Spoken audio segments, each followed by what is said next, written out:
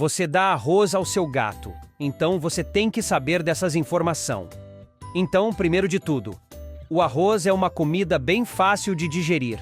Se o seu gato estiver com o estômago meio sensível ou tiver alguma diarreia, dar um pouquinho de arroz pode ajudar a regular as coisas. É como uma mágica para o barriguinha deles. Outra vantagem é que o arroz é uma fonte de carboidratos, o que dá uma energia extra para os felinos.